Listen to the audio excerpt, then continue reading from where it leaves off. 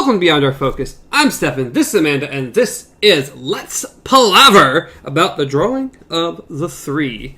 Part 3, Chapter 1 of the Dark Tower series. That's too much. Yeah. That's too much. Book 2, Chapter 3, Book 2, Part 3, Chapter 1 of the Dark Tower. It's a lot. There's a lot going on in this. Because how they structured this. I know, it's terrible. But we're continuing onward. It is January already. Yep, it is. This was coming out January 7th? This is actually the... Monday? Would this be the... No, this would be the second. No, first. Second? First? Oh no, my goodness, this is the first episode of January. It is. Technically, the last one came out on the 31st of December. Yes. So technically, yes, this is the very first episode of Let's Palaver in 2019. Happy New Year! Let's see, we left off with Roland just walking through the door. Yes, he is. Saying, peace out, Eddie, I hope you don't die, but I'm going. Yes. He has left Eddie to guard the door and wait for Detta or Odetta, whoever may appear. Oh, yeah. Like there's a question. Well, he thought there might... He's like, Odetta? No, he's lying. He's lying to himself. We all know it. So, Chapter 1, Bitter Medicine. Bitter Medicine.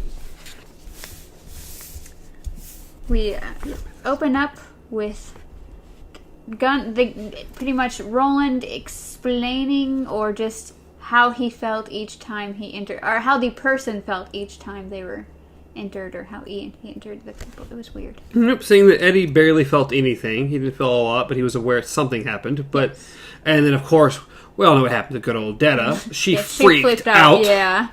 But Jack Morton didn't feel anything. Didn't know anything happened at all. The man is completely clueless that Roland has entered his body. He was too intent on the boy. The boy. He had been watching the boy for the last 2 weeks. Today, he was going to push him. Yep. Which, with any intelligent thinking at all, in a couple sentences, is very, very clear. Oh, yeah.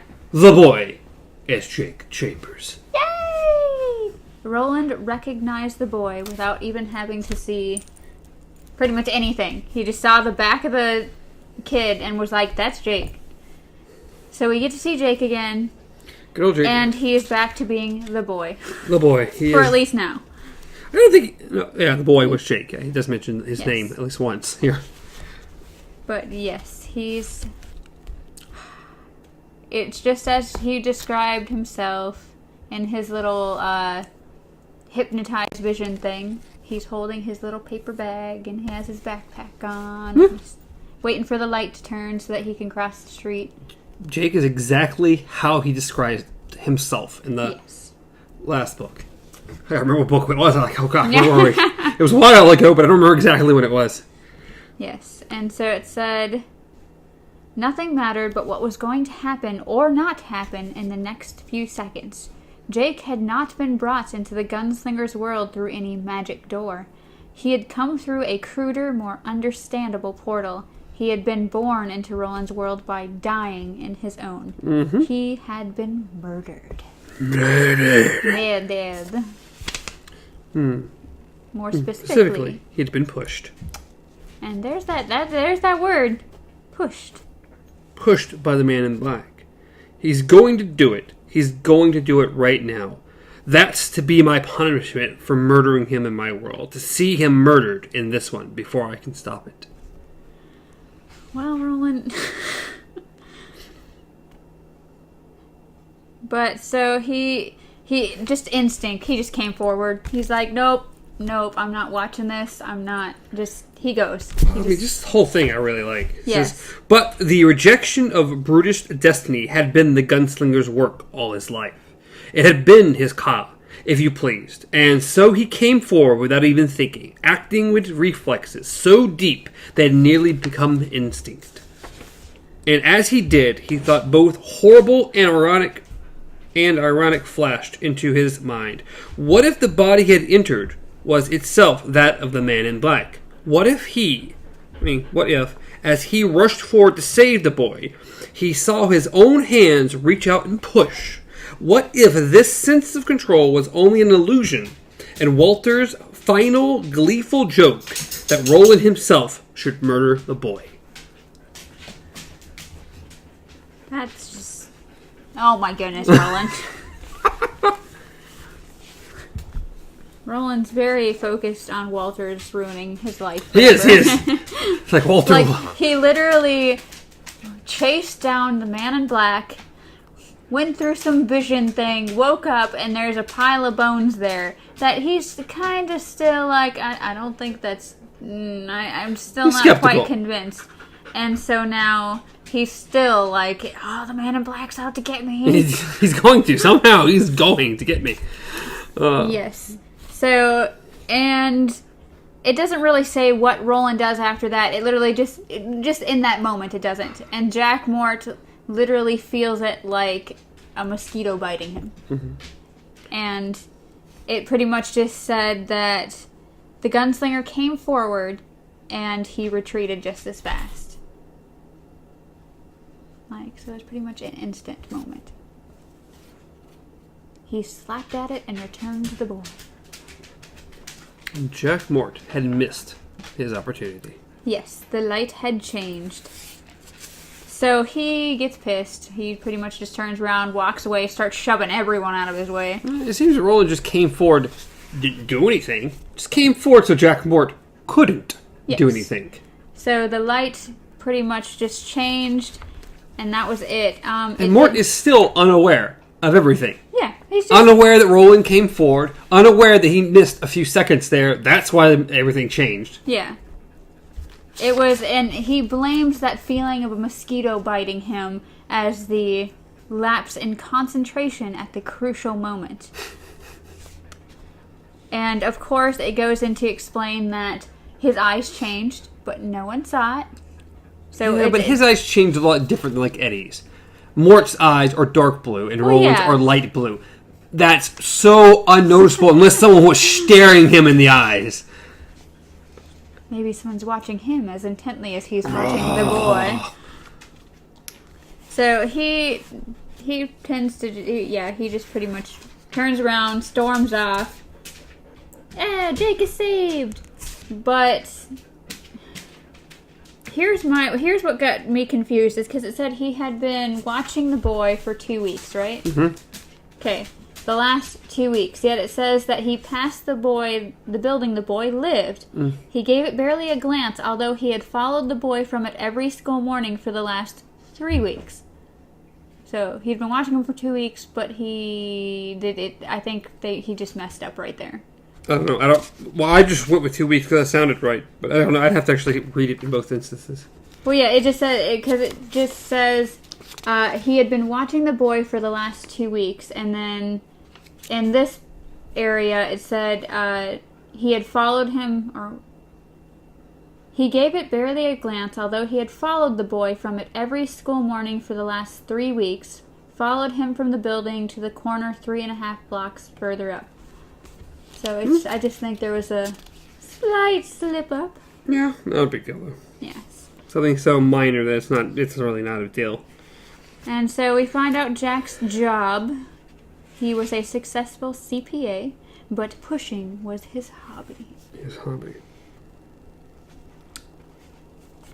And we hop back to Roland. Yeah. Let's see. Well, I've got a few. This little area I'm just trying to jump into. Yeah, just Roland discussing the drawing of the three. Yeah. He saw the connection between this man and Odetta. Too fantastic and yet too hideously apt to be coincidental. And understood that the real drawing of the three might be, and who they might be. The third was not this man, the pusher. The third named by Walter had been death. Death, but not for you. That was what Walter, clever as Satan even at the end, had said. A lawyer's answer, so close to the truth that the truth was able to hide in its shadow. Death was not for him. Death was become him. The prisoner, the lady, death was the third. He was suddenly filled with this certainty that he himself was the third. Dun dun dun. Yeah, Roland, he's great luck. Yeah, he's grr. So it kind of hops back to what goes on with Roland when he comes forward and then hops back. So the first thing that happens is he just launches himself forward. He doesn't even think about, if I save Jake, it might mess up this entire timeline. I might never meet Jake. It just instinct. He, not only that, but it kind of says that he wouldn't have been able to stop himself anyways. It's just in his nature just to... He's got to help Jake. Yes. He cared for the boy way too much. Yeah. It says, if he had seen the man in black, no consequence, paradox, or ordained course of destiny could have stopped him from simply lowering the head of his body he inhabited and pounding it straight through Walter's chest. So pretty much he automatically assumed that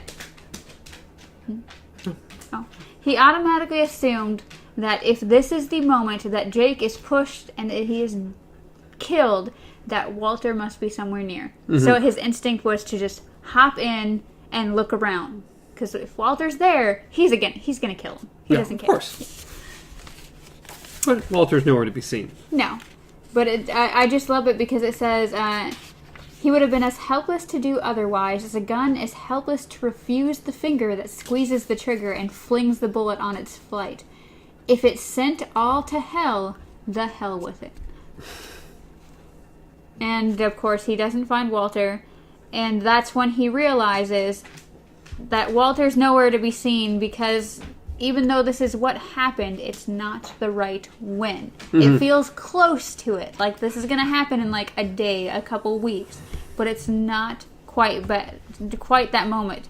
So then he retreated. But it was when he retreated that something else happened.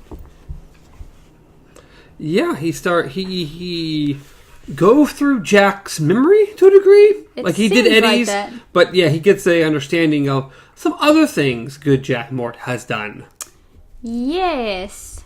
This man into whose mind the third door opened had once sat waiting just inside the window of a deserted tenement room in a building full of abandoned rooms. And you're like, this is sounding pretty eerie. He had a crumpled red brick in his hand. He had pried it from just outside the window where a good many were loose. It was old, eroded at the corners, but heavy. Chunks of mortar cling from the The man... You want to say something? Mm-hmm. You said something. There was something was about to be said. All I was going to say is, why does this situation sound so familiar? So familiar, as though we heard about it not too long ago. What about this brick? This brick. The man meant to drop the brick on someone. He didn't care who. When it came to murder, Jack Mort was an equal opportunity employer. He just doesn't care. I love the way they describe this man in a lot of this. Just how he is so just detail-oriented and just how he comes up with all these grand terms and very business-like terms for what he does. It's just crazy. After a bit, a family of 3 came along the sidewalk below. Man, woman, and little girl. I wonder who this is. Sounds very familiar. In the past, a brick. He's going to drop a brick on someone. Who do we know? Happens to be a little girl walking by. On the inside, so she's away from the road. Of course. Protecting the little girl. So yes, this is when we get the description of how detail-oriented this guy is when it comes to what he does. Because it's a hobby, it's not it's not a crime of passion kind of thing. He literally plans this stuff out. He's pretty much a serial killer, or at least a serial... No, he likes to murder people. So he does. He would be a serial killer. But at times he doesn't care if it doesn't kill the person. No. He just likes inflicting pain and chaos. And so he's got the knit cap on. He's got the sunglasses on. He has the door kind of pushed shut with a chair. And he knows that no one's going to bother him. But he's like, why give anyone the opportunity? Exactly. Prevent as much as possible. He has a particular phrase for it. I'm not sure exactly where it's at. But he also... of course, has everything down to his baggy shirt to make sure people don't know exactly what size he is and get a good description of him. He is seen. There are no buildings across from this rooftop. Yes. No one should see him. But if they did, he has a cap on to hide his blonde hair. He has sunglasses on. He has a super oversized sweater to distort how big he may be. Yeah. He is very, very prepared for if he was seen, no one would still be able to recognize him. No, he could easily leave town or leave town even for a minute, just discard that and just walk out and be like, do. Exactly. He has his route planned. He knows exactly what he has to do. We also find out that not only does he have all these things planned, that this is a hobby, is that he actually gets off on it. Yes. Yeah. Yes. We get that description as well. Yes. So he waits for the little girl to pass by. Yep. And he describes what he does as a work of art. He is an artiste. I don't know if I would go that particular route. Yeah. He is a sculptor. Oh my god. This guy is nuts. So he decides the right, perfect moment to begin his push of chaos and just whoop. Oh, and it all goes according to plan. Yes. He doesn't stop. He doesn't really. He does stop to watch it hit. Mm-hmm. But after that, he doesn't care what happens. No, he watches it hit. He sees the blood, and then he's out. And he hears the mother start screaming. Yes. So he kicks the chair, keeps going, and automatically hits a drunk gate. Like he starts blending in. Yes. Well, first, to get out, he used a handkerchief to open the door so he didn't leave fingerprints. Yes. Like I said, he goes into his pretend to be slightly drunk. And then he goes into not to look around to make sure no one sees him, because if you looked around, that's something that will be noticeable for people to actually recognize. Yes, and what he considers it is the do-bees and the don't-bees. Yes. Like, I don't really understand why it's spelled B as in B-E, like a bug. I don't quite understand that part, but yeah, because I could understand the don't do's and the I just don't understand the do bees and the don't bees. Like why you would spell it that way confuses me. But yes, he has these specific things you do and you don't do, and it's almost like he's reading this out of some kind of manual. I think the manual he's made. But he even lists that whatever happens after, it's not important. It says, what mattered was the thing which pushed change into the ordinary course of things and sculpted new lines in the flow of lives, and perhaps the destinies not only of those struck, but of a widening circle around them, like ripples from a stone tossed into a still pond. And then it says, who was to say that he had not sculpted the cosmos today, or might not at some future time? He thinks very highly of himself. Yes. So it's not the act of murdering someone that really just gets to him. It's the fact that one little stone thrown into the pond has caused this rippling effect through the world. He disrupts things. He creates his own narrative almost by causing disruption in the world. Yes. And more planning, and the doobies and the don't bees. Be ready, be prepared, be a doobie. Be a doobie. Oh my goodness. Well, he drove back to New York City. He was freeing Claire. Yes. And it says, the gunslinger saw all of this in a mere moment, and before his shocked like, before he could calm down, another one started. And it was enough to know what was going on with this dude. He saw Mort cutting a piece. Oh, that's not very important. Pretty much, he has a scrapbook. Like most serial killers, he has a scrapbook. Yes. And so he pasted the clipping of the little girl, but then Roland kind of picks up on other clippings, like more people he's pushed. Maybe a certain bus station and a lady. Yeah. In the years between the morning and the night, when Odetta had lost her legs, Jack Mort had dropped a great many things. Then there had been Odetta again. The first time he had pushed something on her. The second time he pushed her in front of something. What sort of man is this that I'm supposed to use? What sort of man? But then he thought of Jake. Thought of the push which he has sent Jake into his world, and thought he had laughed at the man. Blah, blah, I finished him. And then we go to Roland fainted. Yes. Roland. Well, the dude's already... Roland's conscious mind in the body of someone else fainted. He's going through a lot. His body... Like, his body is sick.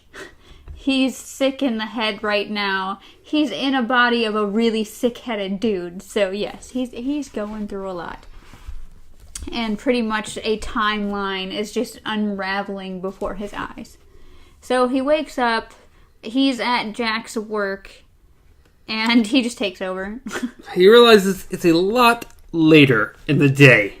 And he doesn't know how late, so he takes Jack's body and looks for himself. So he finds out it's a lot later than he'd like it to be, and then kind of turns his head to the door to see about maybe what the time is over there. To which he doesn't see anything that he quite likes. Because he goes with saw the hands experience, blah, blah, blah. Gods. As late as that? But Eddie, he was so tired. He could never have stayed awake for so... The gunslinger turned Jack's head. The door was still there. But what he saw through it was far worse than he would have imagined. Standing to one side of the door were two shadows. One, that of the wheelchair, the other, that of a human being. But the human being was incomplete. It supported itself on its arms because its lower legs had been snatched away with the same quick brutality as Roland's fingers and toe. The shadow moved. So yeah, good Detta is hiding right outside the door. Just the waiting. Yep. And so Roland quickly just snaps his focus back away from the door and is like, she mustn't look in, not until I am ready. So we here have a plan that's formed in Roland's mind. Beforehand, like in the previous chapter, he didn't really say what his plan was going to be. He had just mentioned that they need to face each other. Mm-hmm. The two halves need to face each other. And so he didn't want that moment to happen yet. What the gunslinger didn't want was for the lady to see the lady. Not yet, at least. But then, of course, he starts getting paranoid about what's going to happen. The sunset's going to happen. Lobstrosities are going to come up on Eddie, and... Yep, how long until sunset brought the lobstrosity and the end of Eddie's life? 3 hours? 2? He could be back to save... He could go back and try to save Eddie. But that was exactly what Detta wanted. She had laid a trap. So pretty much, she is between the door and Eddie. Meaning if Roland even thinks about crossing that threshold back into his own body, bam. Well, she knows if she kills his body, it won't kill Roland at the moment. Yes. He is in this other world, this other body.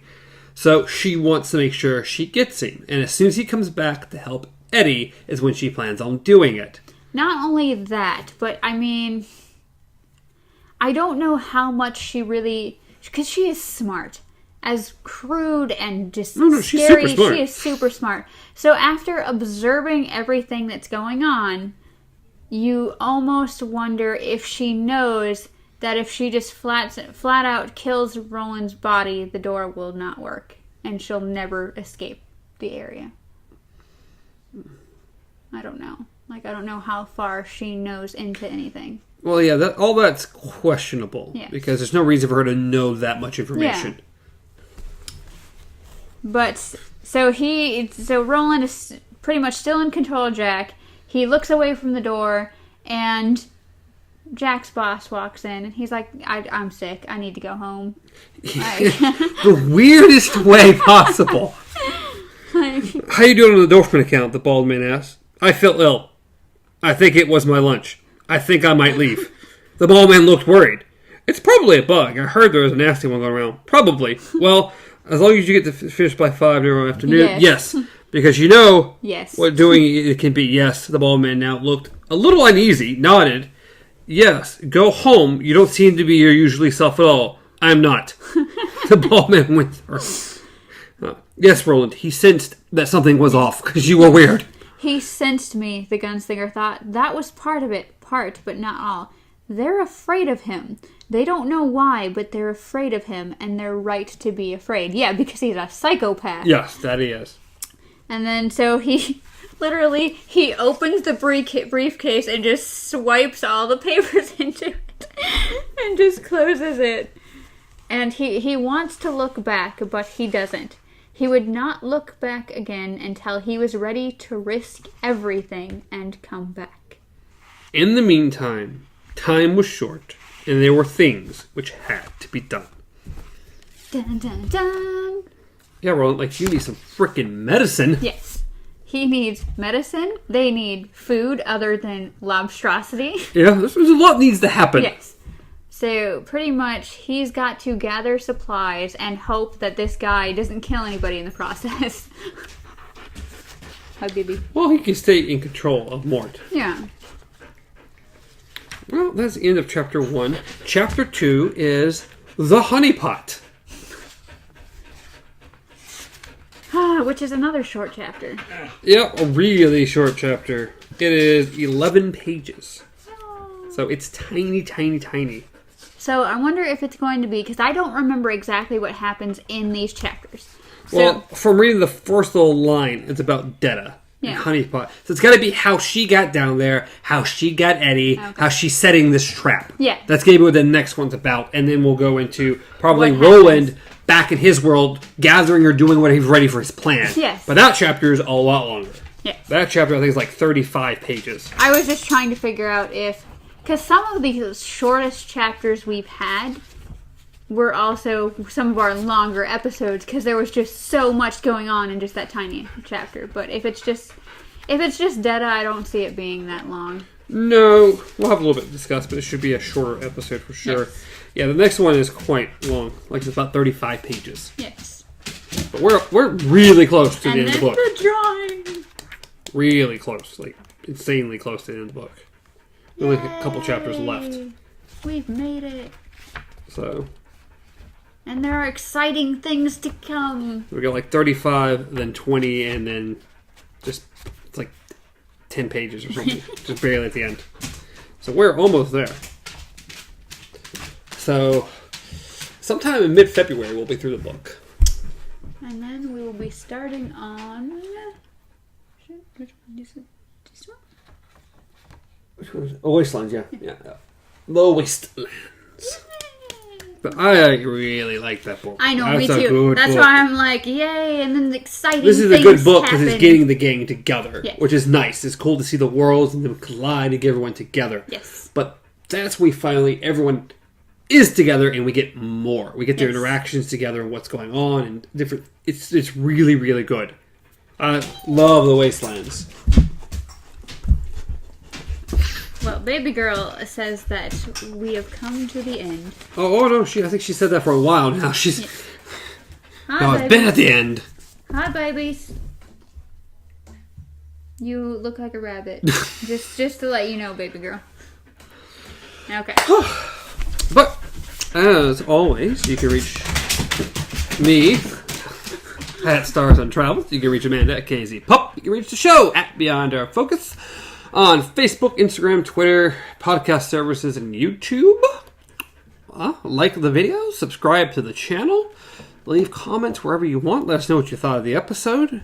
If you're some of these people listening on our podcast, so any of the podcast services, we don't know which ones you're listening to. If there's a dominant one that most of you are listening to, maybe we'll try to do something different with that. But you'd actually leave some comments somewhere that we can get a hold of them a little easier. The podcast stuff is a little harder for us. Yeah, just if you want to hop onto Twitter and maybe send us something there, or if you want to hop onto YouTube and just throw a comment out, just... Hey, if you're listening to this in podcast, jump to YouTube. Facebook page. Just subscribe to the channel because it'll bring our number up. It'll make us happy. Throw a comment or anything. Throw a like on the video. Help us on the YouTube.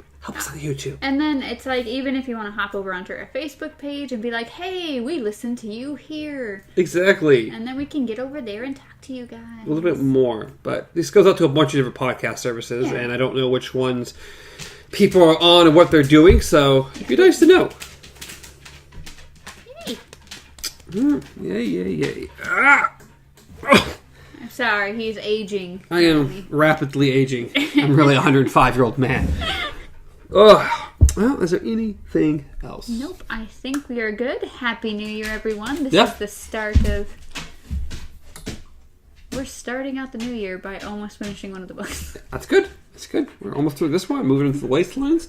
Be curious to see where we are at the end of the year. Let's see. We'll be through the Wastelands for sure. And I think we might be into the 5th book by the end of the year. Which, that one's going to... That one hurts me just a little bit. That one hurts me a little bit. Much like all the other books, they are very, very interesting. The 5th book is a little bit of drag. It really is. And it's not a short one either. No. It's a long drag. That one's going to be hard. That one really is going to be hard. It's like an anchor through the sand. Actually, these next books are thick. Yeah. I'm trying to think how far... Yeah, I mean, Wizard Glass They're all about that size. The rest of them. Well, Songs of Santa is... That's short. That one's tiny. Yeah. But, yeah, we might not be as far as I was thinking. Because... Also depends how that one's broken up and anything like that. It's not that. We'll still probably just go chapter by chapter. Yeah. Just curious how many chapters there are. That's what I'm saying. Yeah. I don't care about the illustrations. Give me content. Oh, this one is broken up weird. Told you. Oh, really weird. These are big chapters. Oh, shit. These aren't small little nothings like this one was. So we're going to need the entire week to read, is what you're saying. Well, the first one's almost 80 pages. Oh, that's nice. Or the one we just did was 10, or 11, or 12, 13, something like that. So what you're saying is we can't wait till after work to read our chapters anymore. All the chapters are pretty much like that. They're all... The last one's 120 pages. So we're going to have to be more prepared for that one. I don't know. We might have to split some of these. Oh, these are huge. Otherwise, it can't be a 2.5-hour podcast. We have had some that were really long, but I've gotten kind of used to the small chapters that were kind of nice. Yeah, because this has like 7 chapters for the whole book. It's gonna be fine. And it's a 425-page book. It's okay. Yeah. So, I mean, if we read each chapter like it was supposed to be read, we'll be done, let's see, February, like April or May, be done with the book. Yeah. I don't know. We're going to have to discuss that thoroughly when the time comes. Well, now I'm curious about the next one. Is it like the same?